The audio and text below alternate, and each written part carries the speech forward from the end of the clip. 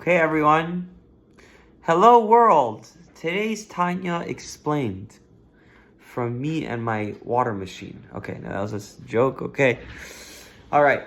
So we've been explaining in Tanya thus far that to do a mitzvah without kavana, let's just say prayer, to pray without intent when we say the words, just to say words without actually thinking about what we're saying to Hashem, we said is like a body without its soul. What does that mean? That means that inanimate beings like rocks also have life force. In fact, like we mentioned in last time we put a video out, that when Mashiach comes, the rocks are going to speak out. They're going to be able to talk. Inanimate beings are conscious. They experience life as well. The life force that is put into them, in fact, is made from the same life force, is the same light that is put into all of us animate beings, and not only growthful beings as in plants, but not only animals which can live and experience desire, but also humans which have intellect, which is like we express the most life force out of all beings in this planet. We express the most from all four types of species. Meaning to say inanimate beings, the animate beings we have in the animate kingdom, we have plants, animals, and then humans.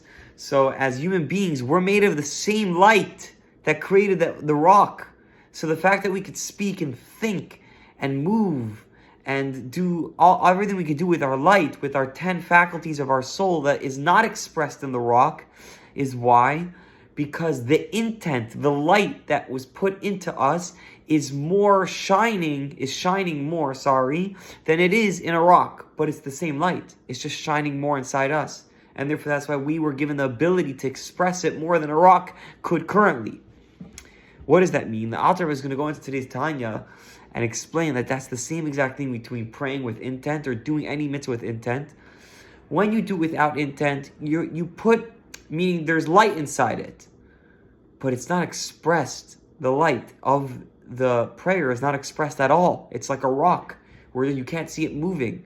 You can't compare a rock to a human being. Hashem made the human being with something so special that we can express the light with our 10 faculties of intellect and feelings, and being able to feel, experience light. We can't compare that to a rock, which is not able to express feeling and thought. It doesn't have that. So if you have the choice between one another, we have to, we choose prayer, because like we said last class, that the point of it all was that our body should connect to Hashem. And the body is experiencing the mitzvah only when we say words. However, if you do without the intent, that's like a rock. It's like giving a rock to Hashem instead of a human being, which Hashem created the planet in order for a human being to serve Hashem. So let's say this all inside. We're gonna read together, okay? So I just would bring some. Let's just say I challenge you to open your sefer with me, and let's learn together today's Tanya. Let's put in some life, some light, and let's do it together. When it comes to a physical body, like a rock, literal rock, or stone, or sand, the light is contracted to like such an extent you can't even imagine. Right? Like a rock, you would never even be able to tell there is any light inside a rock. And the life of it is so little, it doesn't even have the power to grow. And when it comes to growing beings like plants, the light force inside it, it's not in such a great contraction, it's able to grow. Where does growth come from? It's not a physical trait. It's a trait of it's a spiritual trait. So where does the power to grow come from? That's an expression of light, because that doesn't come from the body. The body can't grow. Growing is an expression of life, right? So you see life a little more in the plant. It says, in general, it's split into 4 categories. You have a rock, then in the animate kingdom, you have 3. You have the growing beings, like the plants. You have an animal which doesn't only grow, it also has the power of movement and desire. it desires, it wants, animal. And then there's the medaber, human being, which is the power to speak, which comes from intellect. Which are like those are corresponding to and the four letters of Hashem's name, Hey Vav Yud Kei. Shemimenu mushpaim, from it comes. It's derived from the Eibusher's name. Just like there's no comparison to the life force that comes and the drawing from the life force that comes within an inanimate being to a growing being. You can't compare it to and those two can't be compared to that of an animal or a human. A human being, you can't compare it to a rock. A human being is thinking, talking, is doing everything it needs to do. An animal can desire, can want, can go after something, can plan a scheme to try to get what it wants, right? Even though by all of them, they're made from the same light. That means there wasn't two different gods that created, it wasn't two different life forces, it wasn't two different souls that were put into the animals. It's the same life force. It's just how much of this life force, how much of this soul is in these four different beings. And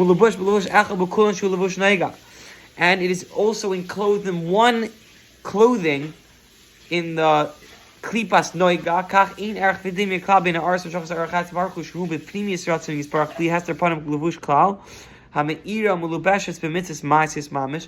So too, now the Alter Rebbe explains there's no difference between the light which is drawn and the desire that there's in doing an actual mitzvah of just the action, or if you're putting intellect into it, the mitzvah, the creation of this mitzvah is drawing upon and is from the same ratzon of the Eibishter. So if I say the words of davening, the ratzon that I am fulfilling is the same exact ratzon that there is when I put intent into it. However, how much of this ratzon am I expressing, am I experiencing? So when I put intent, the life that I am tapping into is like a medaber, is like someone who could speak like a human being, in contrast to a rock. But they're both made from the same light. It's just how much of it are we expressing? Are we experiencing the light at all? In a rock, you're not experiencing any of the life force. There's nothing to it. You would never even know that there's a life force in it. When there's a human being, all you see is light. A human being moves. You see him speaking. It's all spiritual life. It's moving in a human body. The physicality is more expressing of the life force than it is when it comes to the rock. So too, when I have intent and davening, it's all the life. You're experiencing all of the life force, even though it's the same exact light that's in the rock. Even though it's the same exact light that's within this davening or this mitzvah that I do without intent. Okay? So now he says, so too when it comes to mitzvahs which are very much contingent on movement of the mouth, that's what they're made of, like davening. Like it's also just like an action, just like moving a lulav. In contrast to the light that comes, the life force of intent in the action mitzvah. When a person intentionally does the mitzvah to connect to Hashem, which him and his ratzon are one. So too, when it comes to the intent of davening,